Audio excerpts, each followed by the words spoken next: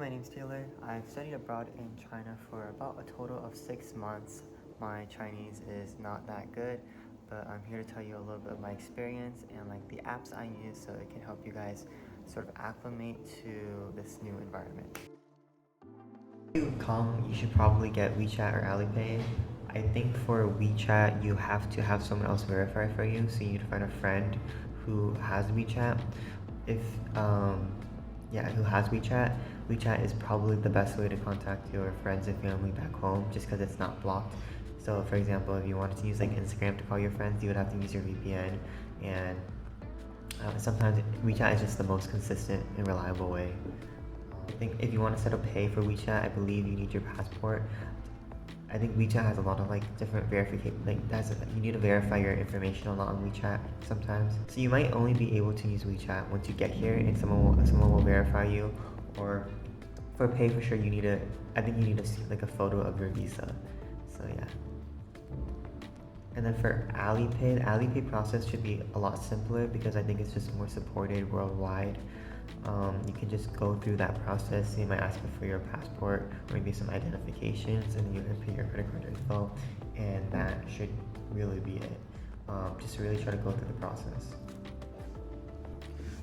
As anywhere, if you're traveling internationally, you should bring a credit card that does not have any international fees. So for example, Discover has a card that has no international fees, so that's my primary credit card, and you can use this credit card and set it up with WeChat or Alipay and things like that. So make sure you do your research about cards. There are physical SIM cards available at the airport. For me, I've gotten it at the airport and without the airport.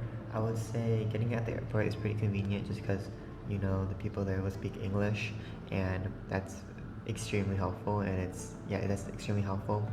But if you want to flex your Chinese knowledge or you know someone who can help you with that, I would say probably going to like a local SIM shop would probably give you a cheaper price. eSIMs are very 50-50 in China because it's not really, like eSIMs aren't a thing in China. So for example, you get like a new iPhone here, they'll still have the physical SIM slot, whereas in America you only have the eSIM slot.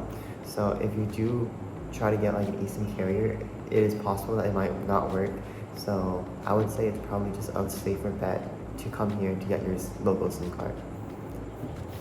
To get out of the airport, you can hail a taxi, or you can use the subway. Those are the ways I've gotten out. There's other ways too. You can kind of research it yourself, but since this video is more about like my personal experience, I've used the subway and I've used didi. I personally just prefer the subway because it's really cheap, and I get scared of like going any ride sharing thing in airports because it can be kind of chaotic, and especially in China, if you don't know the language as well and your driver is calling you asking you where you are, it's a little bit nerve-wracking. You'll probably figure out eventually, but for me, just taking the subway is a lot simpler. I have used NordVPN, Molvad VPN, and Let's VPN. I would say I think NordVPN works on the phone but not on your laptop. Molvad is the same problem where it works on your phone but not your laptop, and Let's VPN works on both. I'm not too sure about the pricing for each one. You can check it out yourself, but from my experience, those like Let's VPN is the best in terms of consistency. Now I'm just gonna go through like my phone and what apps there are, and I'm gonna try to explain how to use each app.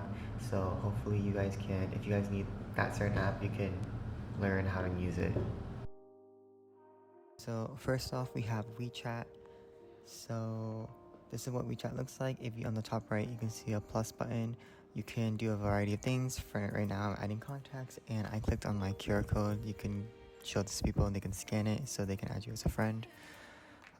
You can also, I'm just showing here I'm showing here the scanning function as well, and that's just my right hand because I didn't really want to show my location, but you can see my laptop a little bit.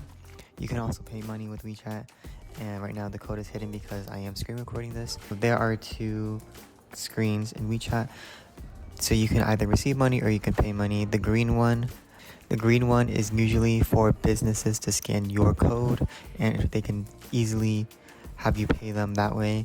Or the orange background means that other people will pay you.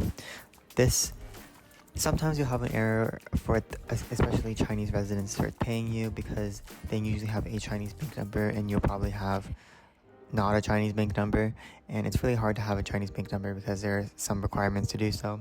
I believe if you're on a student visa, you cannot get one. So, yeah. But sometimes if a Chinese national student manages to work, it will be put into your WeChat balance, which is like Venmo money in my head, but it's just money that's in WeChat, so you can use it if you use WeChat, but it's not in your bank account. So next up we have, so WeChat has a bunch of e-services you can use, and you use the top search bar to search them up. And so here I'm just searching up Nanjing Boguan. So I just search for it online, and we can click on the first thing that comes up, which is the official WeChat account of this museum, and we can have appointments at this museum, so we can have a scheduled time to go into the museum. A lot of institutions, a lot of like museums and attractions will have a official WeChat account where you can schedule appointments for those things. So yeah, pretty useful for that stuff. So alright, I'm opening up a transportation app. This is basically used just to scan a QR code when you go into the metro. You can use other apps for this, but I just wanted to show you guys this one just to show you guys that you can use this if you want. There's other features there. I don't really use them, but feel free to explore. Feel free to know that this app exists. So now we're going to Taobao, and this is basically China's e-commerce site. So think of it as an Amazon. Here I'm just searching for clothes for men, and I'm just going to show you guys how you would go buy stuff in China. And so I'm showing you real quickly that where the comments are, so you can see if this clothing fits you, what people think about the clothing, things like that. Now I just press showing you me adding stuff to the cart. Me adding stuff to the cart. And if you go down to the menu and you look at the bottom panels, you can see a shopping cart. There you can see all the items you put into your cart. And from there, you can select which items you really want to check out.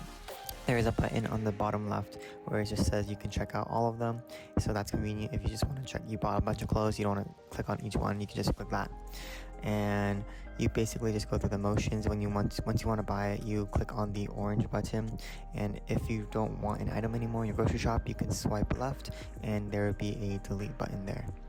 So that's Taobao. Okay, right now we're going into Alipay. Alipay has a bunch of services. One of them's called Didi, so I'm opening up one of the Didi service right now, and I'm just gonna go through how I would use Didi.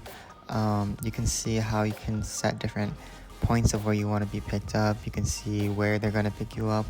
It's honestly, the app is pretty clear. Okay, so you can set your destination and the enter destination, and you can see here I'm moving the pinpoint so I can change where my pickup point will be, and I'm doing this by using 2 fingers to move around the map.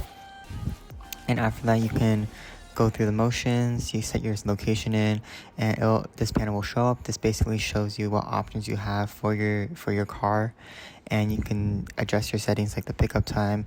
You can request trip for others. There's some information you have to fill out, like their mobile number and I think maybe their name. Whatever it is, you just fill that out if you want to request a trip to someone else. They also have a service called haluo, it's like a haluo bike, and basically what you do when you on the street, you'll see a bunch of dark blue bikes, and each bike will have a QR code. You will scan your bike using this Alipay Haluo Bike app, and after you go through the motions, you can ride that bike.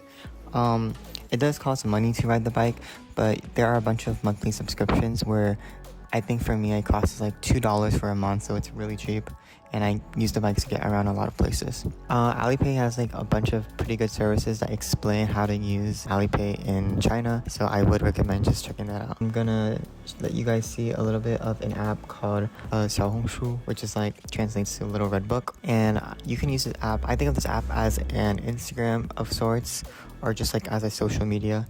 And here I usually search up things to do. For example, I'm very into coffee shop, and so I search up coffee shops or like places to run. Here you can see I'm searching up Sichuan Sai, which is Sichuan food. And yeah, you can also look at nearby events or nearby, essentially like just places to go to that are nearby. And so you see here I'm just clicking on a few of them to show you that the map resets every time you go to a new location. and you can use this to see if you want to visit any place nearby. There's also like this shopping area. I haven't really used this that much, but go ahead and explore it if you want. This app's just called Shanghai Metro, and essentially it's just a map of the metro system in Shanghai.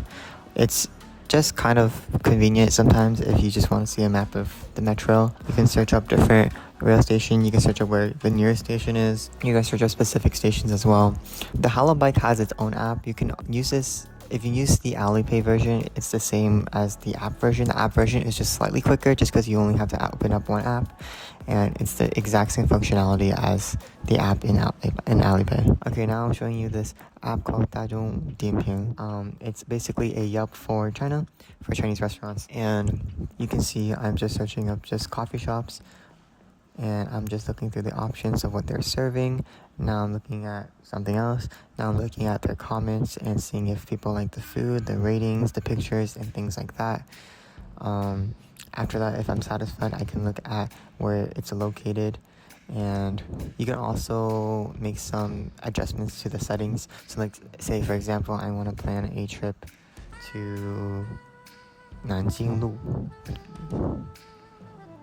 Right, so I can just open up a map function, and then I search at Nanjinglu, and then I enter, and it'll show me coffee shops near there.